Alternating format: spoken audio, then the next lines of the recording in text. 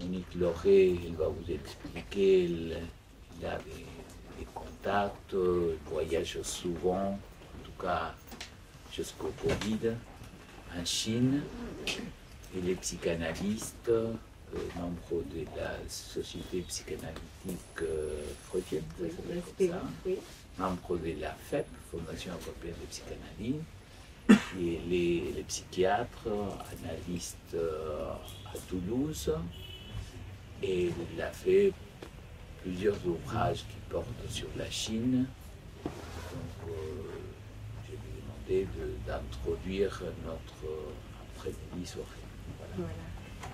D'abord, te remercie, Louise, parce que c'est toi qui as eu cette idée originale de proposer un ouvrage de transmission de la psychanalyse en Chine en donnant la parole à nos jeunes collègues chinois qu'on a formés depuis 2010. Et même un petit peu plus antérieur à Chengdu, puisqu'il y avait Roda Tong qui avait créé un premier DEA de psychanalyse lacanienne en 2001. Voilà. Au début du XXe siècle, les œuvres de Freud ont commencé à être traduites. Le livre le plus vendu en Chine, c'est l'interprétation des rêves. Et les échanges commençaient à être féconds dans les années 20. Il y avait eu le philosophe Bertrand Russell qui avait été invité en 1921. Et les intellectuels se posaient un travail de recherche sur les questions de l'homme. Voilà. Après, il y a eu les périodes d'arrêt de la guerre civile et de la révolution maoïste. Et la psychanalyse se réouvre depuis les années 80 seulement. Donc, il n'y a que 40 ans. Les Allemands ont fait un travail énorme. Ce sont les premiers qui sont venus dans les années 80. Des Suédois, des Américains avec l'IPA. Et l'école française lacanienne, si on peut l'appeler comme ça, nous sommes arrivés que depuis les années 2000 avec l'immense travail de notre ami Michel Guibal, qui est décédé en 2017 et qui a été un grand passeur de psychanalyse là-bas, parce qu'il a été un des premiers à y aller, à travailler. Il a travaillé dans une maison qui recevait des enfants autistes. Il y a eu un film tourné autour qui s'appelait Sing Sing Yu. Et dans l'avion, là, tout à l'heure, j'aime bien toujours redécomposer le caractère sur mon dictionnaire, regarder un petit peu les traductions. Sing Sing Yu, ça veut dire étoile et pluie. Mais avec le premier ton en chinois, Sing Sing Yu. Mais je me suis dit, est-ce que c'est une petite note d'humour de mon ami Michel Guibal? Parce que si on fait Sing Sing, c'est aussi le rapport sexuel. Voilà, donc nous sommes directement dans la question de la psychanalyse. Voilà. Guibal, moi j'ai noué une amitié dans les années 2008. J'ai commencé à aller en Chine dans les années 2005. En 2010, j'ai été chargée pour Espace Analytique d'organiser le symposium franco-chinois de psychanalyse qui s'est tenu à Pékin et qui nous a ouvert les portes pour venir travailler. Il y avait une forte demande dans le pays de la part des soignants, des hôpitaux, débordés par l'intense souffrance mentale et le taux record de suicide. Et il manquait d'outils pour pouvoir travailler avec la souffrance psychique. Voilà, donc nous avons, je continue à travailler. C'est vrai qu'il y a eu la coupure du Covid 2019, je suis rentrée en novembre, mais nous avons poursuivi par Zoom et j'ai un nouveau voyage qui est prévu là 4 ans après, en janvier 2019, donc je vais repartir là cette fois-ci pour la SPF dans la ville de Nanjing, où un jeune couple, Yann Relay et Jiang Yu, sa femme, ont créé un centre de formation à Nankin. Ce travail de formation qu'on a effectué a été très dense et dans une émulation. Une consoeur, Laura Détiville, me disait il y a une émulation et une joie qui évoquerait les débuts de la psychanalyse viennoise. Voilà, donc on sentait. Et puis l'accueil de la psychanalyse chez les thérapeutes chinois a été très enthousiaste. Un grand désir d'apprendre, une immense créativité et une puissance d'agir, je dirais, qui a fait qu'ils ont développé le nombre de centres de formation, de cabinets pour recevoir les patients. et de maisons vertes aussi, sur le thème des maisons vertes de Françoise Dolto, pour recevoir les enfants en souffrance. Donc il y a eu un grand mouvement qui a été très porteur, très pétillant, et qui s'est ralenti avec le Covid et qui pourra peut-être, si les conditions ne sont pas trop difficiles, reprendre. Voilà. Donc dans ce recueil, nous avons invité bon nombre des collègues chinois avec lesquels j'ai travaillé. Il y a Zhao Min qui a fait un travail remarquable. Zhao Min est à Chengdu. Elle a été formée par Rodatong. Rodatong était venu dans les années 80 à Paris pour se faire analyser par Lacan, qui venait de mourir. Et il a rencontré Michel Guibal, avec lequel il a fait 5 ans de travail d'analyse. Et il est reparti en Chine créer ce DEA sous l'impulsion de Michel, qui a commencé à y venir, lui, quelques années après. Voilà, en gros le terrain.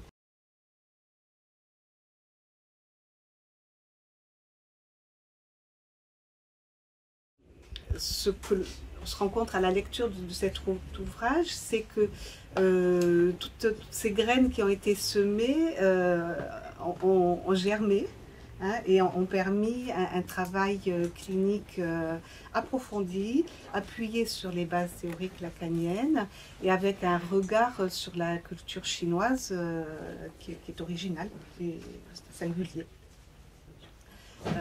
Voilà, je rebondirai après. Bien sûr, oui. La raison fondamentale de ce livre, c'est qu'on sait que depuis, comme tu l'as rappelé, plus de 20 ans, il y a des analystes lacaniens qui vont en Chine.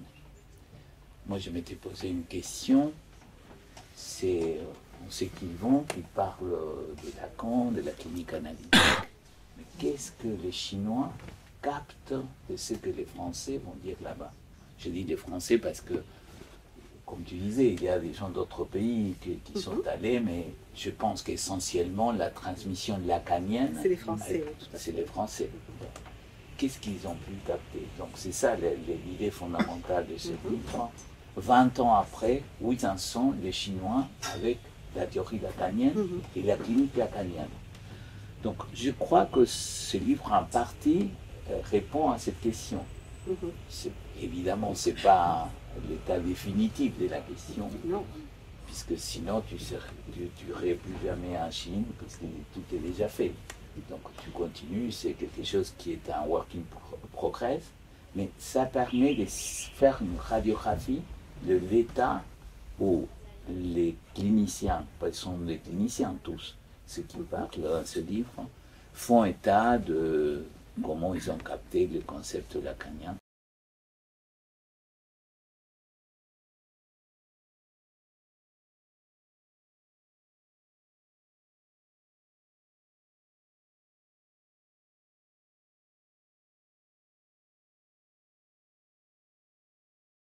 C'est un récit très, très complexe, très foisonnant, composé de 120 récits, avec différents niveaux, hein, où on passe, et très onirique. Donc on peut passer de l'inconscient au conscient, et qui reprend aussi toute la mythologie chinoise, et qui peut rejoindre la psychanalyse dans le point d'appel du rêve et le mouvement des désirs inconscients des personnages. Il met en exergue tous les mouvements de transformation, et c'est aussi un roman tragique qui se base sur le détachement. Voilà. Et il y a aussi une histoire où il y a trois moines bouddhistes qui écrivent donc sur la trace de l'écriture sur un jade précieux, un jade magique, et ce petit écrit est « Ne m'égare ni ne l'oublie ».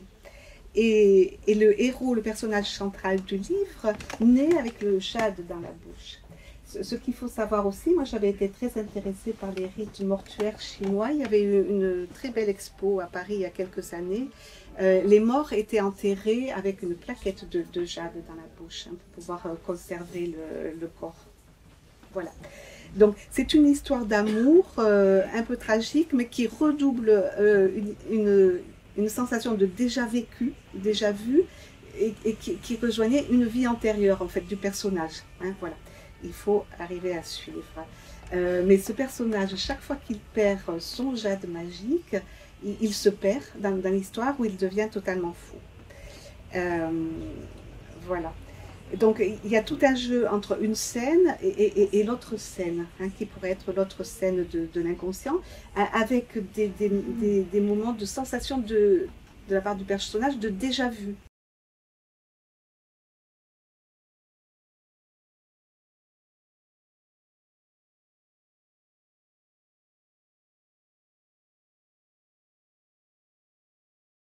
Peut-être on peut rajouter entre les deux, entre la France et la Chine, le texte de Nathalie Casas, qui elle a travaillé beaucoup depuis longtemps le chinois, mais sa culture, elle est française, on peut dire. Plus ou moins.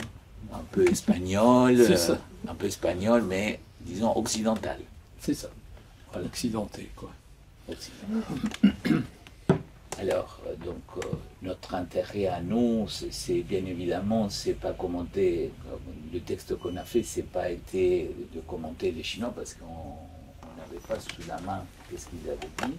C'était surtout de voir pourquoi Lacan s'était intéressé tellement à la Chine et qu'est-ce que dans la pratique lacanienne, c'est un peu ma question, mais je l'ai retrouvé dans ton texte, qu'est-ce que la pratique lacanienne a pu extraire à la fois des textes de la philosophie chinoise, essentiellement la marque chez Lacan de François Cheng, mais on voit que la chose, elle précède longuement la lecture et la rencontre que Lacan fait de Cheng. Donc peut-être... 30 ans avant, je dirais. La rencontre déterminante, c'est celle avec Paul Demiéville dans les années 40. C'est ça. Oui, Paul Demiéville, spécialiste du bouddhisme Chan, qui a totalement influencé Lacan. Il ouvre son premier séminaire avec un texte d'un moine Chan célèbre qui dit le disciple, il faut que tu le bouscules avec un sarcasme, un coup de pied, mais tu le bouscules de façon à le pousser vers un éveil du non-être, un éveil de l'inconscient. C'est ça. C'est-à-dire, il y a, c'est aussi, ça a été une de mes questions, il y a les références explicites de Lacan à la Chine. Et puis on peut se poser la question, peut-être c'est difficile à répondre, mais il y a les ponts quand même qu'on perçoit tout au long de l'œuvre de Lacan. On s'est dit, est-ce que ça, il n'est pas allé le chercher chez les Chinois? Il le dit pas. Tout à fait, dans le bouddhisme Chan, oui, il y a plein de notions. Oui. Il y a plein de notions, et même, on en parlera, même la question de l'objet A, c'est assez frappant. Et il y a des éléments de la philosophie chinoise qui sont très évocateurs. Et donc, pour parler plus directement de ton texte, Albert, bon, tu traces le parallèle et la jonction, disons, entre l'homme et la nature. Donc c'est le centre de ton texte, et c'est assez frappant de voir que Lacan commence, fonction et champ de la parole et du langage, avec la nature de l'homme. Oui. Et donc ça interroge finalement, qu'est-ce qu'on entend par nature? Qu'est-ce que c'est la nature de l'homme? Alors, bon, dans ton texte, tu abordes ces points, vous le lirez, mais peut-être il y a des points sur lesquels on peut discuter.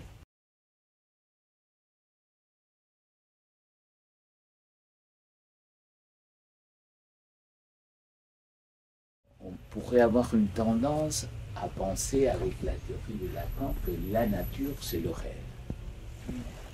Et en même temps, avec les références que tu prends dans la philosophie chinoise, on voit que pour les Chinois, la nature, c'est bien plus complexe. La nature, c'est pas un état immuable, figé des choses, c'est une conception évolutive, progressive, et même ils utilisent le terme, je crois que c'est toi qui l'utilises, des métamorphoses. au niveau de la nature. Donc ça pose la question, qu'est-ce qu'on entend par la nature de l'homme? Ça, c'est un premier point. Puis il y a deux points qu'on aimerait que tu développes. Peut-être c'est pour Lacan en Chine 2. C'est tu donnes une place spéciale à la question du ciel, à la question de la nature. Alors, est-ce que le ciel, ça serait le réel lacanien? Ces points d'immuable, c'est dans la nature, c'est une nature à part, disons, une exception dans la nature qui est le ciel? Ou est-ce que le ciel, ce n'est pas les dieux pour les Chinois? Je ne sais pas si tu pourras répondre à cette question. Tu poses de façon bien plus élargie que la pensée chinoise, me semble-t-il, la distinction entre l'Occident et la Chine, mais il me semble que ça va plus loin, dans la façon dont les uns et les autres traitent le symbolique. Donc, tu conclus là-dessus, autour d'une différence des traitements du symbolique entre les uns et les autres. Alors, j'aimerais que tu déplies En effet, on peut se dire que la philosophie chinoise, elle permet de sortir des binaires, c'est-à-dire de l'opposition qu'il y a toujours entre nature et culture. Et pour ça, évidemment, ça ne se fait pas tout seul, il faut introduire autre chose. L'autre chose, c'est au fond la question de la nature humaine. Et la question de la nature humaine, elle est tranchée par les Chinois et par Lacan aussi, comme soumise à la loi du langage. Mencius, Oui. Mencius, c'est -4e. Oui. Or, là, par exemple, le passage que Lacan a pris dans Mencius dit très bien que la nature, finalement, est soumise à quoi? La nature, elle est soumise au fait que sous le ciel, l'homme parle. Et c'est ça la loi. C'est-à-dire qu'on voit bien que 25 siècles avant, déjà, pour les Chinois, il n'y a pas de question ni de la nature ni du ciel sans la parole, Et oui. sans un usage du langage. Et c'est ça le point, à mon avis. Mais il y a toujours cette question de la nature humaine. Et donc, la question de qu'est-ce que c'est qu'un homme? Qu'est-ce que c'est qu'un homme et comment est-ce qu'on devient un homme? C'est là que c'est intéressant et ça rejoint des choses que tu dis dans ton texte, parce que ça implique des concepts, des notions qui sont cruciales pour entendre quelque chose de ce qu'est un Chinois. C'est-à-dire la question de la transformation continue. Vous prenez un idéogramme chinois, un caractère chinois, n'importe lequel. Il y a quand même toujours, au-delà de la signification, au-delà du sens, il y a la fabrication de ce caractère. Et donc il y a l'histoire de ce caractère, puisque, on le sait, tous les caractères ont évolué dans le temps. Et quand on est face à un caractère, on est forcément au-delà de la signification. Mais on est en même temps face à une ambiguïté, face à une polysémie, enfin un pluriel de signification, ce qui fait, et c'est là que ça intéresse l'analyse, c'est que un analysant, c'est quelqu'un qui parle, enfin des fois, et c'est quelqu'un qui s'arrête, c'est quelqu'un qui revient sur ce qu'il a dit, et on sait très bien que ce qui est une vérité aujourd'hui ne l'est plus demain. Bon. Alors, ce qu'il y a d'intéressant avec la littérature chinoise, la philosophie chinoise, c'est que, au fond, il n'y a pas de sens préétabli. Et donc, il revient à chacun d'entrer.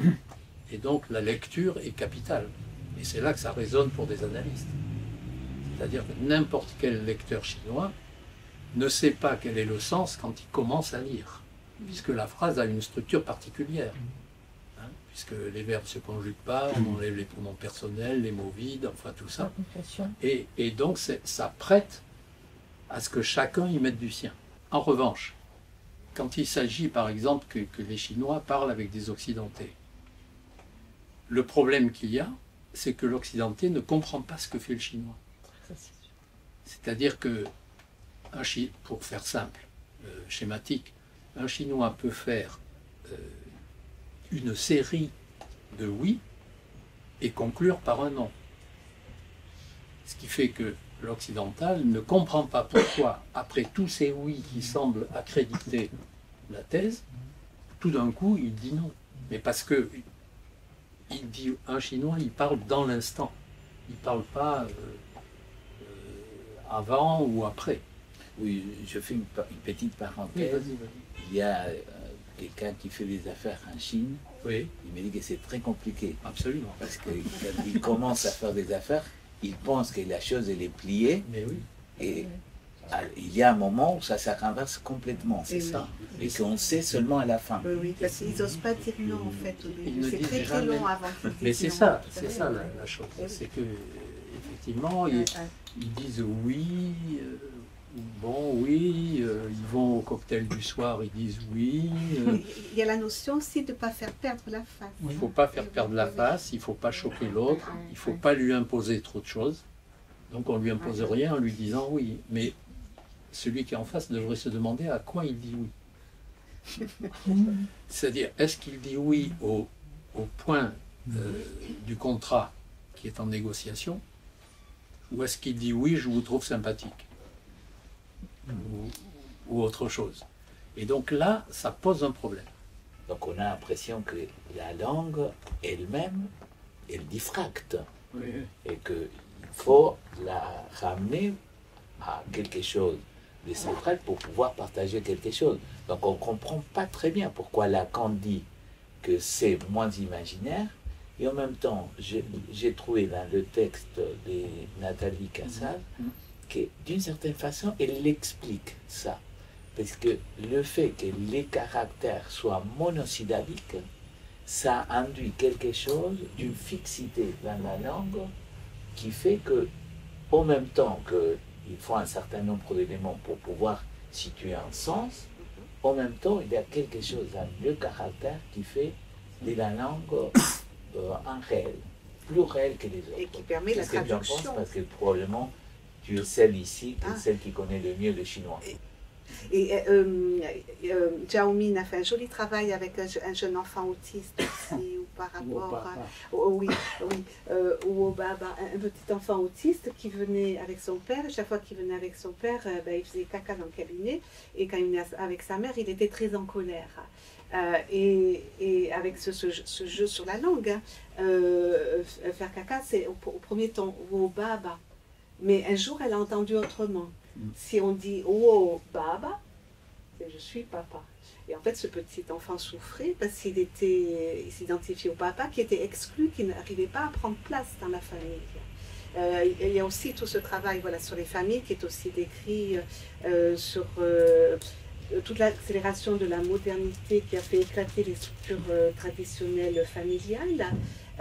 Par exemple, dans les mariages... Avant, la fille allait dans la famille du mari et se pliait à la belle-mère qui avait le phallus, je dirais. Actuellement, c'est l'inverse. Ce sont les hommes qui vont dans la famille des jeunes femmes et qui ne sont pas forcément acceptés par l'ensemble et qui sont souvent éjectés. Et justement, c'est intéressant. Elle dit, moi, ça m'a donné une explication. C'est pour ça qu'effectivement, qu'on les voit tout le temps jouer au mahjong, ils sont soit dehors à jouer au mahjong, et ils sont ailleurs, parce qu'ils n'ont pas leur place. Et donc, ça crée dans la clinique, est-ce qu'il y a plus d'autisme, ça, je ne sais pas si... Mais des défaillances dans la fonction du nom du père. Voilà.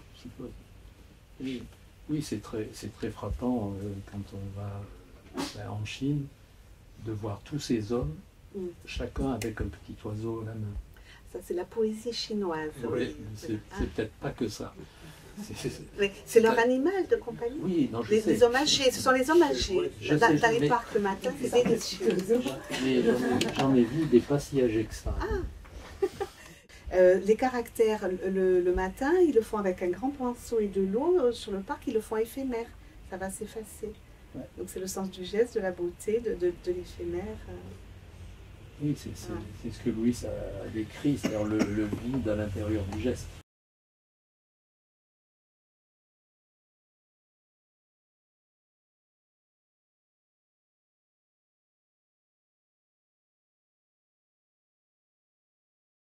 Oui, ce qui m'a frappé le plus, c'est que finalement, ça traverse tous les arts. C'est la question du vide, la musique, la peinture. Et c'est très sérieux parce qu'il se pose la question à partir de quel moment quelqu'un peut peindre. C'est pas qu'on commence à peindre quand on a envie de peindre. Non, il y a un moment où on s'autorise au geste. Oui. Et pour s'autoriser au geste, il faut arriver à ce qu'ils appellent le vide du poignet. Et oui. Donc c'est intéressant comme formulation, le vide du poignet.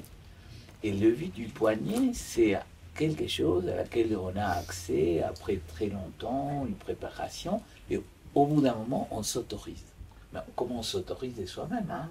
Le vide du poignet, ça rejoint le vide intérieur. Simon Leys, à propos du Shetao, il parle de l'état de réceptivité, qui est la notion la plus importante, c'est-à-dire d'être en état de réceptivité pour pouvoir effectuer le geste. Il faut avoir fait un travail d'accomplissement, ce qu'ils appellent l'accomplissement du vide, accomplir le vide au point tel, ça a à voir avec la destitution subjective, hein, on est dans l'analyse. C'est uniquement à partir d'un état dans lequel, disons, on a produit ce vide, à ce moment-là, on peut passer à faire le geste calligraphique. Oui, il y a une phrase, tu as écrit une phrase qui m'a beaucoup plu où tu dis le vide, c'est le vide qui guide le poignet. C'est ça. Ça, c'est précieux. C'est-à-dire que ça suppose, le vide guide le poignet. Ça suppose d'avoir fait tout un trajet avant. Ça ne vient pas comme ça. Je trouvais que c'était vraiment intéressant toute cette déclinaison que tu as fait des différents vides. Parce que finalement, qu'est-ce qui gouverne? C'est qu'il y a une dimension supplémentaire toujours. Dans tous les arts, mais aussi en chacun. Pourquoi Lacan il a donné finalement comme mot conclusif que l'interprétation elle doit être liée à la poésie, pas n'importe laquelle, la poésie chantée, et il fait référence à la poésie dont je fais référence, la poésie des Tang. Oui, oui. Et ce qui est frappant, c'est qu'on se réfère à cette poésie, c'est pas que l'analyste doit être poétique, c'est qu'il capture Lacan, c'est le fait que la particularité de cette poésie, c'est qu'ils éliminent tout ce qui est superflu. Donc ils éliminent tout ce qui sont les connexions dans une phrase, les prénoms, les pronoms, les conjonctions, tout ça, ça disparaît. C'est une réduction au point maximal de la phrase, avec un sens quand même. Donc ça donne l'idée que finalement, toucher le réel, c'est pas le pas de sens. Il y a un sens qui apparaît dans cette réduction maximale. Et je crois que Lacan, forcément, il s'appuyait là-dessus pour sa pratique de l'interprétation.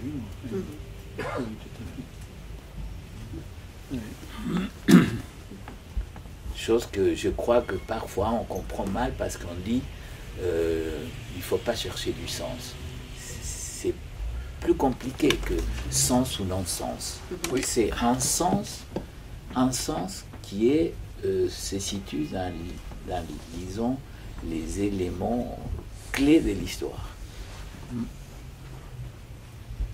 Il y a quelque chose qui est parallèle entre ce travail des Chinois dans l'art et le travail de Lacan quand il essaie de nous faire saisir en quoi le réel change tout, en quoi l'introduction du réel c'est la solution par rapport à l'imaginaire et au symbolique, qui eux restent toujours binaires.